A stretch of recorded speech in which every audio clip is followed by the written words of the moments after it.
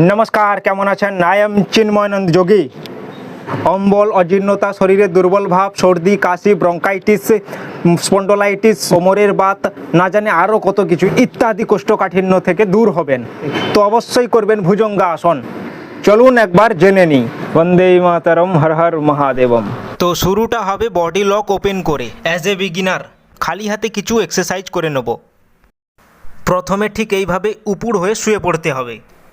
তারপর হাতে চেটো দুটো ঠিক কাঁধের তলায় রাখবেন, না হলে তো ভুজঙ্গাসন হবেই না। আর হ্যাঁ, হাতগুলো বেশি দূরে বা সামনেও যেন না হয়, তাহলে ভুজঙ্গাসন না অন্য কোনো আসন হয়ে যাবে। পাগুলো থাকবে জুড়ে, হয় না যেন দূরে।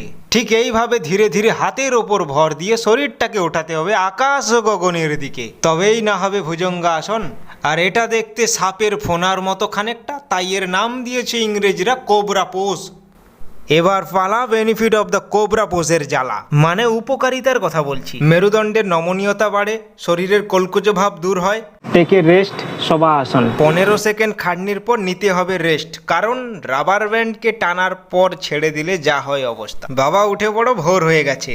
আছেন কি ভিডিও ছেড়ে চলে গেছেন? উপকারিতা বলা এখনো শেষ হয়নি। হৃৎপিণ্ড ও ফুসফুসকে শক্তিশালী রাখে ও বুকের গঠন সুন্দর হয়। কোষ্ঠকাঠিন্য অম্বল অজীর্ণ দূর হয়। ব্রঙ্কাইটিস সর্দি কাশি হাঁপানি কমায়। কোমরের বাত বেদনা স্পন্ডিলাইটিস এবং স্ত্রীরোগ অর্থাৎ 14 থেকে 45 বছরের মেয়েদের যা শারীরিক সমস্যা হয় তাদের জন্য খুব উপকারী এই ভুজঙ্গাসন। রোজ 15 সেকেন্ড করে 4 বার। নিষেধ যাদের হার্নিয়া ও আমাশা আছে করতে হবে না। আপনি ভালো থাকবেন, সুস্থ থাকবেন এবং 10 জনকেও ভালো থাকার সুযোগ করে দেবেন।